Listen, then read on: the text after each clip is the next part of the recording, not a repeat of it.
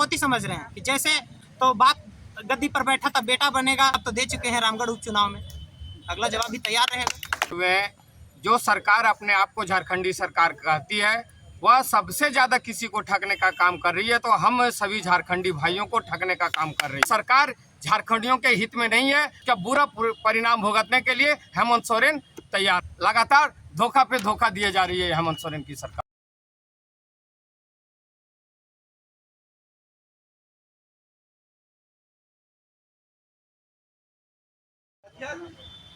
और झारखंड के मुख्यमंत्री हेमंत सोरेन जी के साथ साथ भी है।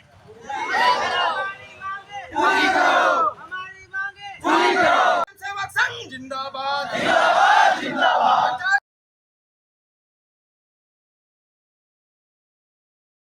नमस्कार, जोहार। आप देख रहे हैं झारखंड स्वतंत्र खबर। अभी राजभवन के पास हैं पंचायत सचिवालय स्वयं सेवक संघ आज 9वें दिन लगातार धरने पर बैठे हैं। इन्हीं से जानते हैं क्या मांग है। अभी तक कोई अधिकारी पदाधिकारी या कोई नेता अगर इनके पास आए हैं कि नहीं, इनसे कोई राय सुझाव लेने आए हैं कि नहीं, जानते हैं इनसे क्या मैंने कहना है आपका। देखिए, हम लोग राज्य स्तरीय पंचायत सचिवालय स्वयं सेवक संघ के सदस्यगण हैं और आज हम लोगों का यह 9वां दिन। आज 9 दिनों से हम लोग जो है राजभवन के पास बैठे हुए हैं अनिश्चितकालीन में, और बैठना मजबूरी है। बैठना मजबूरी ये है कि आप देखे होंगे कि माननीय मुख्यमंत्री कई बार जो है वो अपने मंचों से बोले हैं कि कोई भी संघ, कोई भी अनुबंध कर्मी, संविदा कर्मी आंदोलन मत कीजिए, सड़क पे मत उतरिए, आइए हमारा दरवाज़ा खुला है, आके हमसे बात कीजिए। और हम लोगों के साथ भी उन्होंने ये वादा किया था। रामगढ़ के चुनाव में जब मुख्यमंत्री जी का कार्यक्रम था तो वहाँ हम लोग गए हुए थे, हमारे सदस्य के प्रतिनिधि मंडल, और उन्होंने खुला मंच पे बोला था कि भाई आप आखिर हमें काला झंडा दिखाने आए हैं तो क्यों आए हैं, ये आपकी सरकार है, ये घर की सरकार है, हम आपके भाई हैं, हम आपके बेटे हैं, आप आके हमसे बात कीजिए। उस दिन भी जब उनको हम लोग बोले तो वो अपने जो है सलाहकार जो है प्रेस सलाहकार पिंटू भैया, उनको उन्होंने जो है हम लोगों का डेट निर्धारित करवाया कि पंचायत सचिवालय स्वयं सेवक का डेट निर्धारित कर दो। हम लोगों को चुनाव के बाद का डेट मिला। अभी देख लीजिए कि चुनाव हुए कब हो गया, पर आज तक कभी भी मुख्यमंत्री जी के द्वारा हम लोग को नहीं बुलाया गया। इधर जहाँ जहाँ सरकार आपके द्वार का कार्यक्रम चला माननीय मुख्यमंत्री जी का, जिस जिस जिला में गए सभी जिला के प्रतिनिधि मंडल ने उनको आवेदन दिया कि भाई हम लोग से आप मिलिए, पर उसके बावजूद भी जो है माननीय मुख्यमंत्री हम लोगों से नहीं मिले। अंत में हम लोग जो है मजबूरी में आज फिर धरना में बैठे हैं। हम लोगों का सरकार से जो है 5 सूत्री मांग है। पहला ही मांग है कि माननीय मुख्यमंत्री जो है 10 सदस्यीय प्रतिनिधि मंडल से मिले और हम लोगों से बात करें, और पंचायत सचिवालय स्वयं सेवक का जो है अस्थायी करे, पंचायत सचिवालय स्वयं सेवक को मानदेय लागू करे, और पंचायत सचिवालय स्वयं सेवक का स्वयं सेवक नाम हटाकर पंचायत सहायक करे। इस तरह का तमाम मांगों के संबंध में हम लोग जो है आज यहाँ 9वां दिन बैठे हैं। स्वयं सेवक संघ से क्या दिक्कत है आप लोग का, अगर ये नाम है तो? हाँ, अभी आप बहुत अच्छा सवाल किए। इसमें हम बता देना चाहेंगे कि स्वयं सेवक, चूंकि जिस समय रघुवर दास की सरकार थी उस समय स्वयं सेवक के नाम पर ही हम लोगों का चयन हुआ था। पूरी विधि विधान से चयन हुआ था, पूरा ओपन, माने उसका समझिए कि ओपन विज्ञापन निकला था और स्वयं सेवक नाम रखा गया था। इस बीच क्या हुआ कि सत्ता बदल गया और अभी गठबंधन की सरकार है। हम लोग जो है कुछ प्रतिनिधि मंडल मिलके हम लोग मिले थे आलमगीर आलम जी से, और आलमगीर आलम जी अपने निजी आवास में जहां हम लोग मिले थे उन्होंने बताया था कि ये स्वयं सेवक तो आरएसएस के लोग, उन्हीं के मुंह से जो है ये आरएसएस वाला शब्द हम लोग सुने थे, जो कि हम लोग बढ़िया से आरएसएस को हम लोग जानते भी नहीं। जो हकीकत है, हम लोग हैं पंचायत सचिवालय स्वयं सेवक के सदस्य।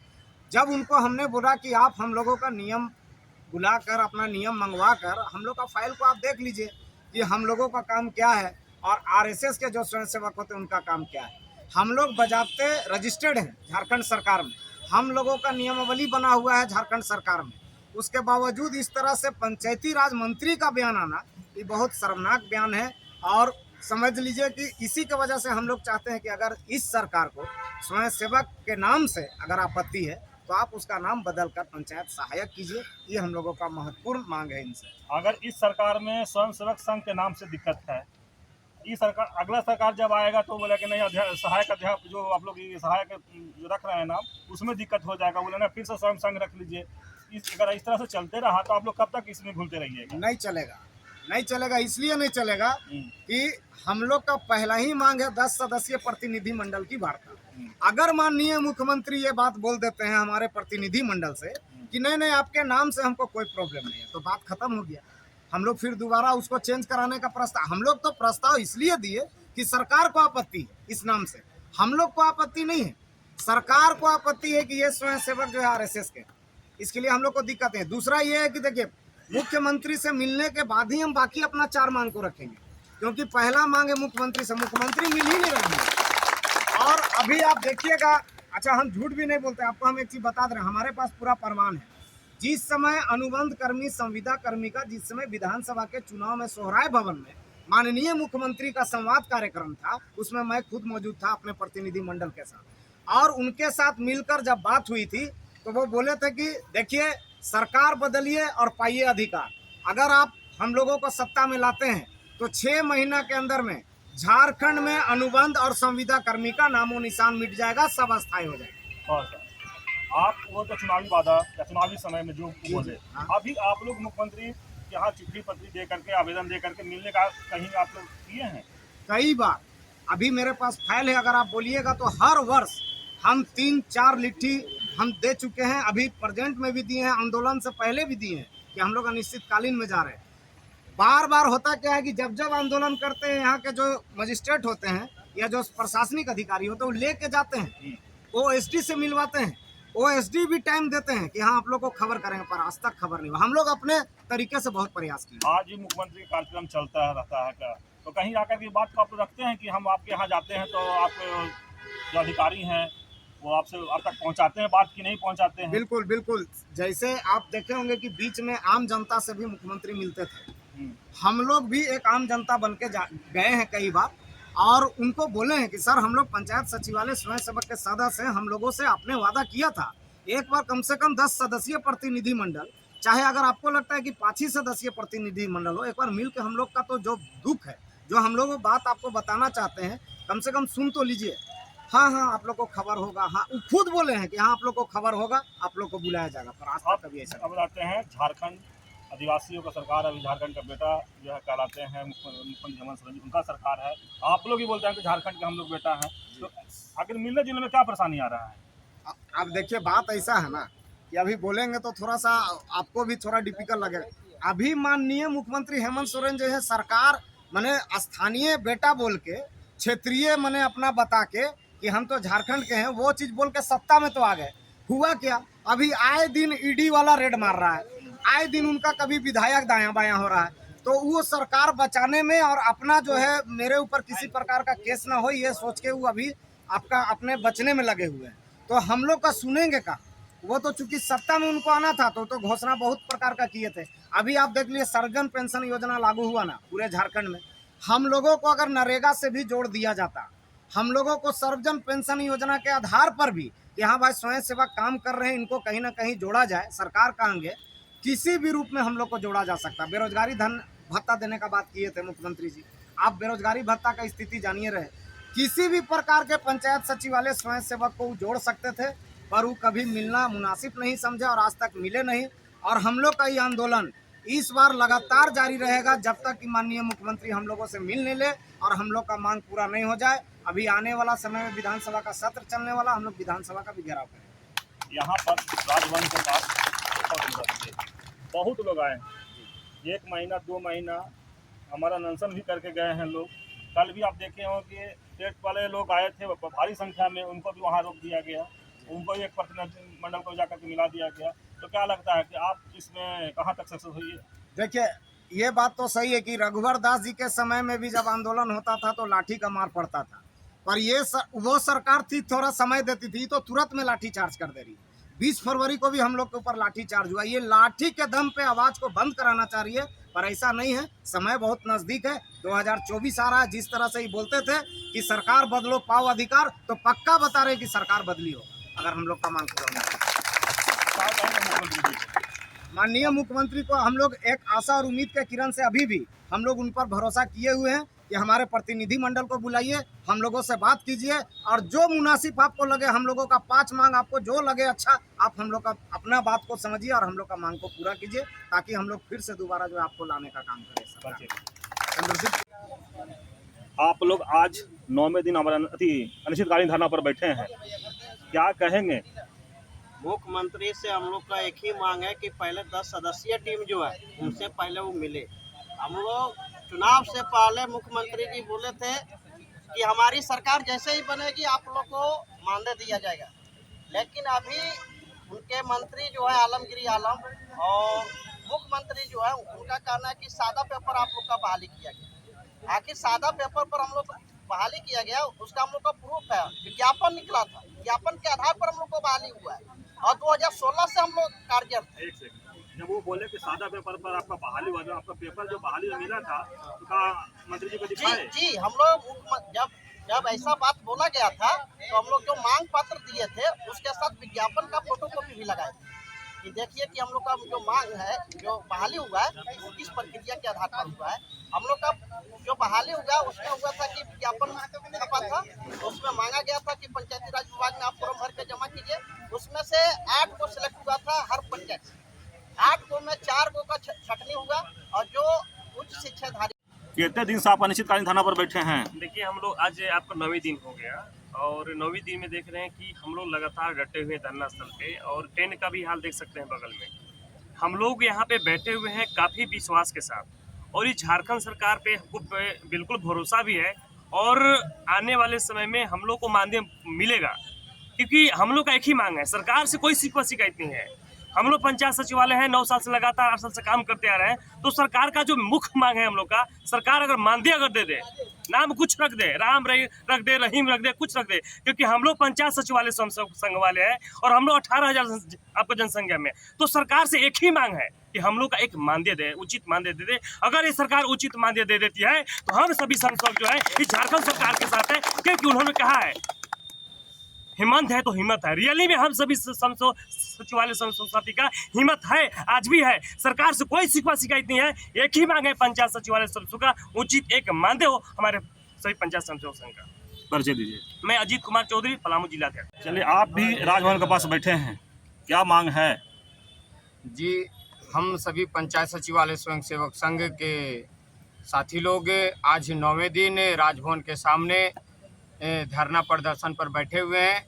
जो सरकार अपने आप को झारखंडी सरकार कहती है, वह सबसे ज़्यादा किसी को ठगने का काम कर रही है, तो हम सभी झारखंडी भाइयों को ठगने का काम कर रही है। क्योंकि यह सरकार चुनाव के वक्त बोली थी कि हम जब आएंगे, हेमंत सोरेन चुनावी सभाओं में बोलते थे कि जब हम आएंगे तो झारखंड के युवाओं को नौकरी देंगे, यहाँ के जो भी संविदा पर कर्मी हैं उनको अस्थायी करेंगे, उनका मानदेय निश्चित करेंगे। सरकार के जो प्रत्याशी थे उन्होंने अपने जो पॉम्पलेट छपवाए थे उसमें हमारी मांगों को लिखा था, दिखाया था कि हम जब जीत जाएंगे तो अपनी मांगों को, आपकी मांगों को हम पूरा करेंगे। लेकिन यही से ही इनके प्रत्याशी विधायक के रूप में जीत गए। जब हेमंत सोरेन सरकार में आए, सभी वादे अपने आप को ये भूल गए और हम सभी जो भी पूर्ववर्ती सरकार ने हम लोगों को काम दिया करता था वह भी इन लोगों ने छीन लिया। ना तो स्वयंसेवकों को इस सरकार काम दे रही है और ना ही हमारी मांगों को मिल रही। मांगों को मांगना तो दूर की बात है, सरकार हमसे मिलना तक नहीं जरूरी समझ रही है। यह सरकार झारखंडियों के हित में नहीं है, हम सभी झारखंडी युवाओं के विरोधी में यह सरकार काम कर रही है। इसलिए हम सरकार से आपके माध्यम से आग्रह करते हैं कि हमारी मांगों को पूरा करे, वरना आने वाले दिनों में इसका बुरा परिणाम भुगतने के लिए हेमंत सोरेन तैयार रहे। थोड़ा सा, सरकार को 3.5 साल हो गया है, इलेक्शन आने वाला है, चुनाव, तो आप लोग धरना देने आए हैं या अनिश्चितकालीन धरना पर, क्या सोच के आए हैं? जी नहीं, हम लगातार धरना प्रदर्शन आंदोलन करते आ रहे हैं। इससे पहले भी सरकार हम लोगों पे लाठीचार्ज कर चुकी है और जब जब सरकार चुनाव आती है, जैसे अभी डुमरी का चुनाव आया, सरकार पुनः स्थानीय नीति और 1932 की बात करने लगी। 1932 की बात कर रहे हैं, लेकिन 1932 की बात कर रहे हैं और जो हम लोग ऑलरेडी प्योर झारखंडी हैं, शुद्ध रूप से झारखंडी हैं, गाँवों से चुन के आए, उन लोगों के साथ लगातार धोखा पे धोखा दिए जा रही है हेमंत सोरेन की सरकार। परिचय कर दीजिए। सूरज कुमार मोदी, गिरिडीह जिला। क्या मांग लेकर के आए हैं? हम लोग का एक ही मांग है कि हम लोगों को एक उचित मानदेय दिया जाए। जिस प्रकार से हम लोग मेहनताना करते हैं, हर एक विभाग का काम हम लोग से लिया जाता है, उसके एवज में हम लोग को जीवन यापन करने के लिए किसी तरह का कोई मानदेय नहीं है। आज हम लोग की स्थिति यह हो गई है कि हम लोग दाने दाने को मोहताज हो गए हैं। जैसा कि मुख्यमंत्री हेमंत सोरेन बार बार हमेशा हम लोगों से वादा करते हैं कि आप लोग मिलिए, हम लोग घर के हैं, अपने बच्चे हैं, तो आप हमारे कैसे गार्जियन हैं, जो मिलने पर नकार देते हैं और ऊपर से लाठी बरसाते हैं। तो एक बात मीडिया के माध्यम से हम लोग सरकार को कहना चाहेंगे कि जिस प्रकार आपने परिवारवाद का नाम देकर हम लोगों को बोले कि परिवार के आदमी हैं, तो जिस प्रकार हम लोग पंचायत में एक एक घर में एक एक लोगों से जिस प्रकार पहचान हो चुका है, हम लोग आपके खिलाफ में आने वाले आगामी चुनाव में ये घोषणा करेंगे कि देखिए जिस प्रकार हम लोग को सरकार जो हम लोग का नहीं हुई, अपना कह के हम लोग का नहीं हुई, वो आप लोग का कब होगा। तो इस प्रकार हम चाहेंगे कि हम लोग कम से कम मुख्यमंत्री जी एक बार हम लोग से मिले, वार्ता करें और हम लोगों के काम के एवज में एक उचित मानदेय दिया जाए, जिससे हम लोग का रोजी रोटी जीवन यापन चल सके। अगर नहीं इसी तरह से नहीं मिलना तो आगे का रणनीति क्या कुछ है? आगे की रणनीति हम लोगों का यही रहेगी कि इस बार भी अगर आप नहीं सुनते हैं तो अब की बार हम लोग पूरे जन बल के साथ और अपने घर परिवार के साथ पूरे आमरण अनशन पर यहाँ पर आके बैठेंगे। हमारा अनशन भी 23 दिन यहाँ पर हो गया है। आगे बोलिए, आगे कोई और रणनीति है? उसके बाद भी हम लोग का रणनीति कि अगर आमरण अनशन बात भी नहीं मानती तो अभी हम लोग आत्मदाह करने पर मजबूर हो जाएंगे और अपने हक के लिए यहाँ लड़ते रहेंगे। और जब तक हम लोगों के हक नहीं मिल जाता है, अपना आत्मदाह कर देंगे यहाँ पर कि जब आप हम लोग को रोजगार दिए, रोटी दे ही नहीं सकते, तो आपके दरवाजा में मर जाना ही हम लोग को उचित है। चलिए, परिचय दीजिए। मेरा नाम प्रदीप कुमार पासवान, गिरिडीह जिलाध्यक्ष।